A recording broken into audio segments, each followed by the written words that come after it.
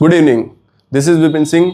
I am from exam idea classes. बेटा जो हमारी आपकी रिलेशन एंड फंक्शन की एक प्रीवियस ईयर की एक पीडीएफ चल रही थी, उससे रिलेटेड हम आगे क्वेश्चनों को सॉल्व करने जा रहे हैं। ठीक है, तो हम आपसे ये चाहते हैं कि आप अच्छे से लाइक करें, सब्सक्राइब करें और चैनल को आप देखते रहें प्रॉपर। यहाँ पे हर सब्जेक्ट से रिलेटेड आपके कम से कम दिन में कुछ ना कुछ वीडियो अपलोड जरूर हो रही है, और वो कंटेंट इतना अच्छा है कि आप उसे बार बार देख के अपने एग्जाम की बहुत अच्छे से तैयारी कर सकते हैं।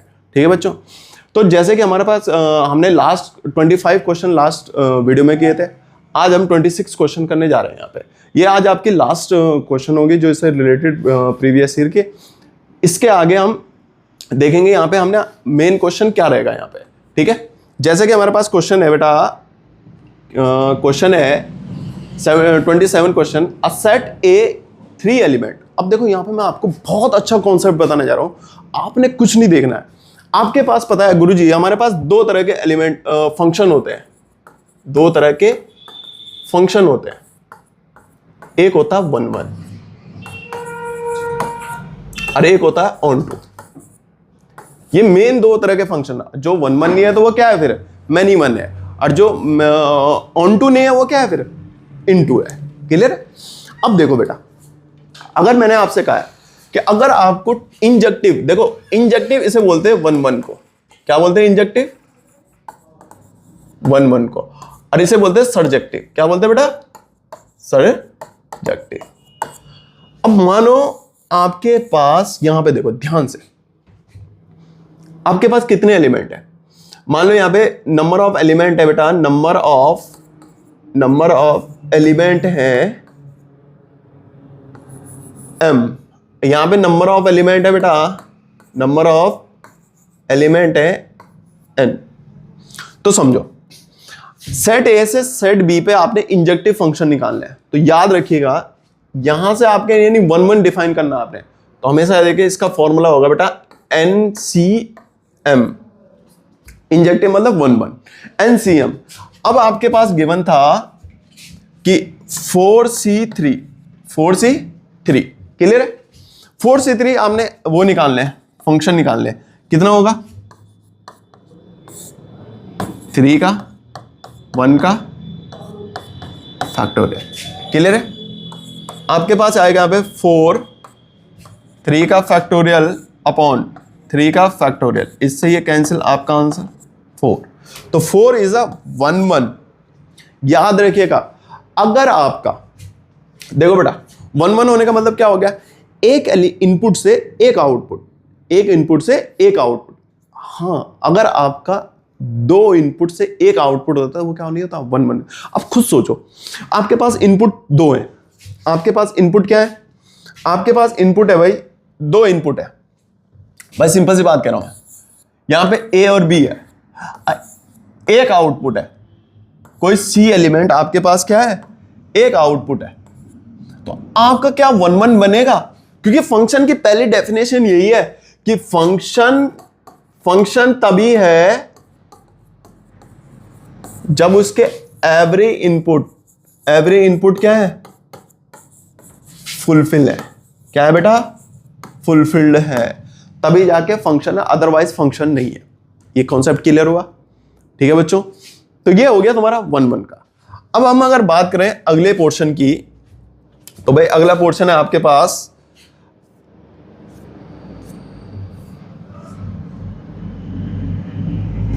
अगला पोर्शन है बेटा केस स्टडी का।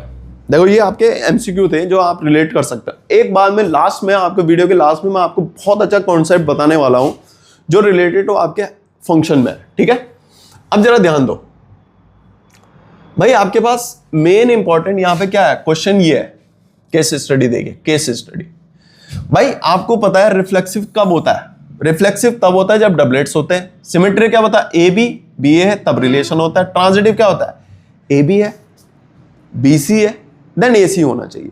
बस सही बात है, रिलेशन में belong. Based on about the information, ये दे रखा बेटा तुम्हें, सिंपल सी बात है, तुम्हें दे रखा एक रिलेशन दे रखा, एक रिलेशन यहां पे डिफाइन कर रखा। भाई रिलेशन डिफाइन करने का मतलब क्या हो गया, रिलेशन डिफाइन करने का मतलब यही हो गया कि आपके पास ये गिवन है कि क्या 1 1 क्या बेटा 1 1 है,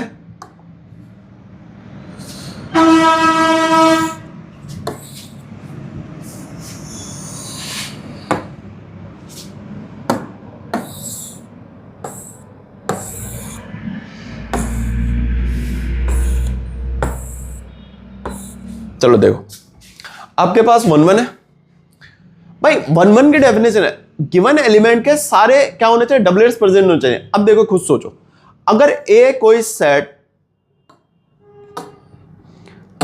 अगर ए बिलोंग कर रहा था कहां से, 1 2 3 से, कहां से बिलोंग कर रहा था बेटा, 1 2 3 से, तो 1 1 होने चाहिए, 2 2 होने चाहिए, 3 3 होने चाहिए। 1 1 है, 2 2 है और 3 3 है।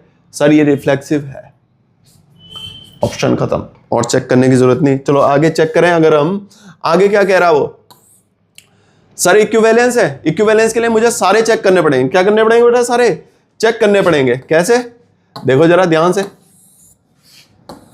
चलो ऑप्शन अगर मैं चेक करूं, इसके ऑप्शन चेक करूं, ए बी है, बी सी है, तो ए सी भी होना चाहिए, बिल्कुल है।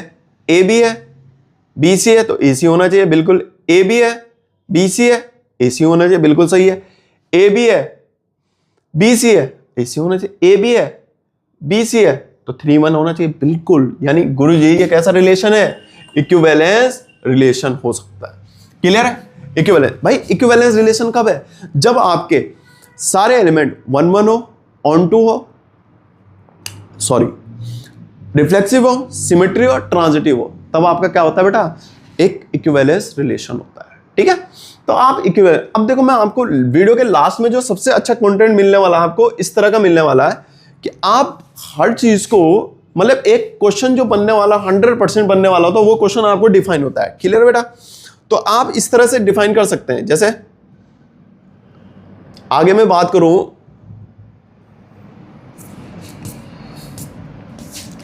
क्वेश्चन की, तो क्वेश्चन बेटा क्या है आपके पास, क्वेश्चन इस तरह का ये है। नेक्स्ट क्वेश्चन क्या था यहां पे, क्वेश्चन इस तरह का था, अगर ये फंक्शन है डिफाइन है तो क्या है बेटा, ये रिफ्लेक्सिव है। गुरुजी रिफ्लेक्सिव नहीं है, क्योंकि 1 1, भाई सिंपल सी बात है। अगर मैं बोलूं बेटा ये देखो ध्यान से, क्या ये आपका रिफ्लेक्सिव रिलेशन है, नहीं है। क्या ये आपका रिफ्लेक्सिव रिलेशन है, नहीं है। क्यों, क्योंकि सर 1 1 नहीं है। रिफ्लेक्सिव रिलेशन क्या कहता है, हर डोमेन आपका क्या होना चाहिए, प्रेजेंट होना चाहिए। क्या होना चाहिए, हर डोमेन प्रेजेंट होना चाहिए।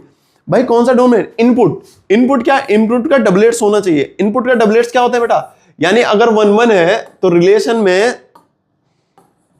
बेटा 1 1 2 2 एंड 3 3 तो होना ही चाहिए था।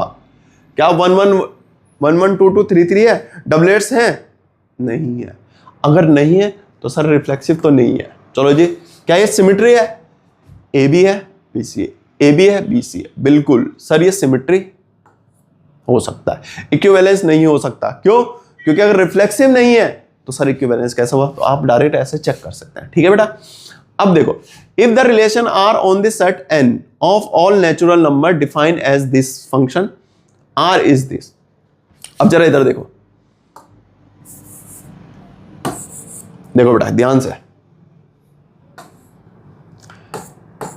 एक आर रिलेशन दे रखा, क्या,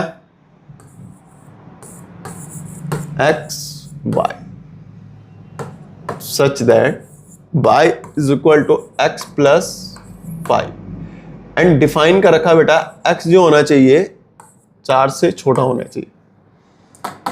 x जो होना चाहिए 4 से, x जो होना चाहिए 4 से, थोड़ा मैं इसे सही कर दूं, x जो होना चाहिए बेटा 4 से छोटा होना चाहिए। चलो जी बनाओ गुरुजी, अगर x1 है तो y कितना आएगा 6, x2 है तो y कितना आएगा 7, x3 है तो y कितना आएगा 8। ये आएगा नहीं आएगा।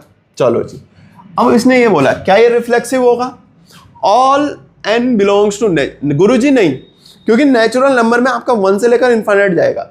1 1 है क्या, 2 2 है क्या, 3 3 है, नहीं है जी। गुरुजी रिफ्लेक्सिव नहीं है। क्या सिमेट्री होगा, ए बी है, बी सी नहीं है गुरुजी। क्या ये ट्रांजिटिव होगा, चलो देखो ए बी है, बी सी नहीं है। ट्रांजिटिव का बेस्ट स्टेटमेंट सुनो, इफ भाई ट्रांजिटिव क्या कहता, अगर A B belongs to relation, B C belongs to relation, तो देन क्या होना चाहिए, A C also belongs to relation. But ये तो कंपल्सरी कंडीशन है। बट बेटा अगर A B belongs to relation, अगर ए बी किसी रिलेशन से बिलोंग कर रहा है और कंपेयर करने के लिए ये है ही नहीं, तो क्या ये होगा, नहीं। तब भी क्या होगा बेटा, ये ट्रांजिटिव होगा। बेस्ट थिंग इस तरह से मान लो, ये मान लो, क्या मान लो बेटा, इस तरह से मान लो कि ये एक बच्चा है, ये दो बच्चे, दूसरा है B1 B2 और ये तीसरा है B3। भाई पहला केस क्या कह रहा, अगर ये इसका फ्रेंड है और ये इसका फ्रेंड है, यानी ये इसका फ्रेंड है और ये इसका फ्रेंड है, ए B1 एंड B2 फ्रेंड है, B2 और B3 फ्रेंड है, या मैं इन्हें नाम दे दूं, ये राम है, ये श्याम है, ये मोहन है। भाई राम फ्रेंड है किसका, श्याम का, श्याम फ्रेंड है किसका, मोहन का। तो गुरुजी ऑटोमेटिकली राम और मोहन क्या हो गए, फ्रेंड हो गए, नहीं हो गए। तो ये क्या एक कंपल्सरी इक्वेशन हो गए गुरुजी, ये होना चाहिए। बट कंडीशन ये भी है, क्या भाई, मैंने कह दिया सिर्फ राम राम है, राम है ना, श्याम है कंपेयर करने के लिए, ना मोहन है। तो भाई राम अकेला तो ट्रांजिटिव, रिफ्लेक्सिव, सिमेट्री सभी है ना। जब कंपेयर करने के लिए और कोई चीज हो ना, तो बेटा वो क्या है, हमेशा ट्रांजिटिव है। तो वैसे क्वेश्चन पूछा गया था आपसे कि भाई क्या ए बी है, क्या 6 से शुरू होने, 6 से शुरू होने वाला कोई एलिमेंट है या नहीं है। बी सी है, क्या 7 से शुरू होने वाला कोई एलिमेंट है, नहीं है। यानी सिर्फ राम राम राम है, तो श्याम है कि यहां नहीं है। तो श्याम नहीं है तो मोहन के साथ कैसा कंपैरिजन बेटा, क्लियर हुआ। तो गुरुजी ये क्या है फिर, ट्रांजिटिव है। ओके ओके, नेक्स्ट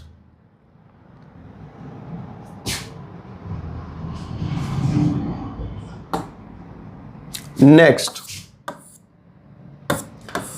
देखिए, इन ए जनरल इलेक्शन ये है ऐसा बेटा, जनरल इलेक्शन है Lok Sabha, about that this function है 60% हायर दैट, ये एक जनरल इलेक्शन है 2019 का। रिलेशन दे रखा बेटा B1 B2 and B1 B2 vote are right to a general election, ठीक है जी। First a to neighbour X and Y, चलो देखो यहां से दो नेबर है बेटा, जरा ध्यान से देखो इधर, क्वेश्चन मेन ये है, two neighbour X and Y, ठीक है जी। दो नेबर है X and Y, including while the Y did not cast her vote in a general election, which of the following true। अब which of the following true का क्या मतलब है, XY belongs to relation, Y not, X belongs to X is this। अब जरा मेरी बात ध्यान से सुनो, अगर वो कह रहा है सिंपल सी बात बेटा, two neighbour X and Y, where Y कहां से बिलोंग कर रहा, I से, इंटीजर से, ठीक है। तो X is exercised his the vote of the right while Y did not cast her vote in a general election, ठीक है। अब समझो which is true, भाई ट्रू कौन सा होगा, भाई सिंपल सी बात है, अगर X अपने वोट को क्या नहीं कर रहा है, राइट नहीं कर रहा है, तो सिंपल सी बात है X, सिंपल सी बात है यहां पे कि जो इसका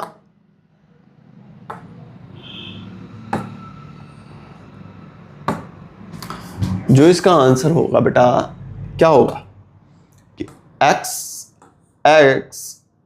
and Y not belongs to R। जब X Y कर ही नहीं रहा तो बेटा सिंपल सी बात है यहां पे X Y क्या हुआ, नॉट बिलोंग्स टू रिलेशन, ठीक है। अब देखो mister X and his wife W, X and his wife W both exercise of voting of general election, which of the following is true। अगर ये कह रखा है x और y। W जो है x के y पे वोट करती है इलेक्शन, तो मैं ये कह सकता हूं x W और y कह सकता हूं क्या सिमेट्री के केस में? नहीं कह सकता भाई, सिंपल वाइज समझो, x is wife of husband, x is wife of y, then y is wife of x। No बेटा, समझ रहे हो? कंक्लूडिंग एक्सरसाइज है। अगर आप एक दूसरे को एक के रिस्पॉन्ड में देख रहे हो तो क्या दूसरे को भी उसी का रिस्पॉन्ड में देखो? भाई सिंपल सी बात है, अगर मैं x जो है y की वाइफ है तो y क्या है? x का हस्बैंड है ना, कंडीशन चेंज है ना, तो इसका मतलब क्या होगा? x is W not belongs to R। ठीक है। 3 friends F1 F3 exercise the vote of the election then we vote. अब देखो 3 फ्रेंड्स क्या करते हैं भाई, F1 F2 रिलेशन से बिलोंग कर रहा है, F2 F1 F3 रिलेशन से, तो सिंपल सी बात है F1 F3 आल्सो रिलेट। भाई अगर F1 ने वोट दिया, F2 ने वोट दिया, तो F3 ने भी वोट दिया, तो तीनों एक दूसरे से रिलेट है ना भाई। ये ट्रांजिटिव केस बन गया, नहीं बन गया? बात समझ में आ गई? ठीक है। अब देखो बेटा, मेन थिंग जो मैं आपको यहां पे बताने जा रहा हूं, बहुत ही इंपॉर्टेंट चीज है। पूछे जाने वाली पहली बात रिलेशन से, पहली बात रिलेशन से पूछे जाने वाली एक रिलेशन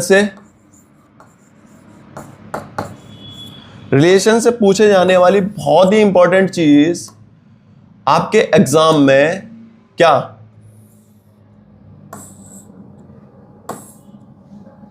दूसरा, फंक्शन से पूछे जाने वाली आपके एग्जाम में बहुत ही इंपॉर्टेंट चीज, जो इंपॉर्टेंट टॉपिक रहता है बेटा, वो ये रहता है नंबर ऑफ फंक्शन। सबसे पहले नंबर ऑफ रिलेशन। मान लो गिवन सेट है बेटा, 2 सेट है, क्या है? गिवन सेट है, 2 सेट है,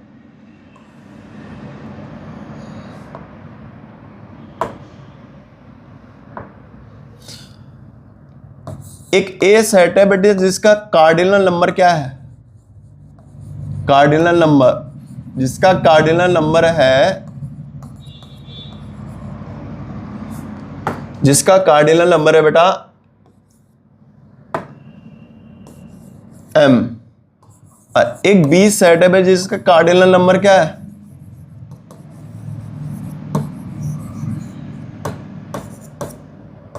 n। तो टोटल नंबर ऑफ रिलेशन क्या होता है बेटा? 2 की पावर m इंटू n। दूसरा, total number of reflexive relation, वो क्या होता है बेटा? 2 की पावर m n माइनस 1।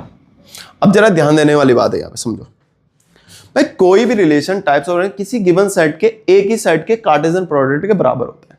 यानी ये मान के चलो, अभी मैं 2 सेट ले रहा हूं, यहां पे सिर्फ एक ही सेट है जिसका कार्डिनल नंबर क्या n है, तो अगर उसके रिफ्लेक्सिव रिलेशन पूछा गया ये हो।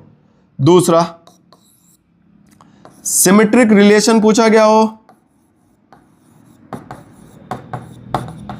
तो वो होता है बेटा n+1/2। और बहुत ही इंपॉर्टेंट, रिफ्लेक्सिव एंड सिमेट्रिक पूछा गया हो होता है बेटा 2 की पावर n-1/2। आप ये बात रट के डाल दीजिए बेटा, बोर्ड एग्जाम में पूछे जाने वाला बहुत ही आपका बेहतरीन कॉन्सेप्ट, रिलेशन में टोटल नंबर ऑफ रिलेशन किसी भी गिवन 2 सेट के लिए जिनके cardinal number m into n है, तो 2 के power m into n multiply कर दीजिएगा आपके total number of relation. Reflexive relation, किसी गिवन सेट के कार्टेशियन प्रोडक्ट के रिफ्लेक्सिव रिलेशन अगर देखने हैं तो मुझे क्या देखना? 2 की पावर n n-1। सिमेट्री 2 की पावर n n+1/2। एंड 2 की पावर रिफ्लेक्सिव एंड सिमेट्री दोनों देखने बोथ, तो 2 की power n plus 1 upon 2। Clear हुआ? आगे देखिए फंक्शन में। भाई फंक्शन में मान लिया ये बेटा इसके m एलिमेंट है n एलिमेंट, यानी डोमेन क्या? Domain of function, cardinal number of domain कितना? m है, और को डोमेन टोटल कितना? n है। तो अगर मैं टोटल नंबर ऑफ फंक्शन निकालना बेटा, टोटल नंबर ऑफ फंक्शन निकालना है, तो क्या निकालोगे? Output upon input, output upon input. 1 1 निकालना है बेटा, 1 1 निकालना है, तो 1 1 अगर n बड़ा है m से तो क्या आएगा बेटा? NCM। लेकिन अगर n छोटा है m से तो 0। क्लियर है? तो ये क्या रहेगा? 0 ऑन टू। भाई आपको बाइजेक्टिव देखना, अगर बाइजेक्टिव तो बाइजेक्टिव में दोनों बराबर होने चाहिए। तो इसका मतलब सर हमने सिंपल सी बात देख लिया, factorial of n। Board exam में डायरेक्ट पूछे जाने वाले कॉन्सेप्ट दोनों से, यानी आपके पहले चैप्टर में जो सबसे इंपॉर्टेंट टॉपिक रखता है बेटा वो ये चीज है, टोटल नंबर ऑफ रिलेशन का। ठीक है, ये आप रट के जाइए, आप याद करके जाइए, आपको हर चीज कॉन्सेप्ट के साथ यहाँ पे मिलेगी। क्लियर है बेटा? जैसे कि आपने देखा पहला चैप्टर हमारा प्रीवियस ईयर का जितने आए हुए क्वेश्चन थे और उनसे रिलेटेड कॉन्सेप्ट हमने बहुत ही अच्छे तरीके से आपको बताया है। कोई भी इंक्वायरी हो आप कमेंट बॉक्स में रख सकते हैं, और कुछ भी आप मॉडिफिकेशन चाहते हो कि आपको सर इस तरह का कॉन्सेप्ट लेके आना चाहिए या कुछ भी बेहतरीन कॉन्सेप्ट, बेटा हम आपके साथ हैं और आपके लिए लेके आए हैं, लेते आते रहेंगे। ठीक है, तो आप हमें साथ दीजिए, हम आपको बेहतरीन कॉन्सेप्ट के साथ, नए नए क्वेश्चन के साथ, बनने वाले एक्सेप्टेड क्वेश्चन के साथ हम आपके पास फिर से आएंगे। तब तक के लिए आप जो भी आपने अभी तक पढ़ा इसको रिवीजन कीजिए, इससे रिलेटेड क्वेश्चन को लगाइए। जो भी डाउट आता है आप हमसे कांटेक्ट कर सकते हैं एग्जाम आइडिया क्लासेस। बाकी नई वीडियो के साथ, नए कॉन्सेप्ट के साथ, नए चैप्टर के साथ फिर मिलेंगे कल। तब तक के लिए थैंक यू सो मच।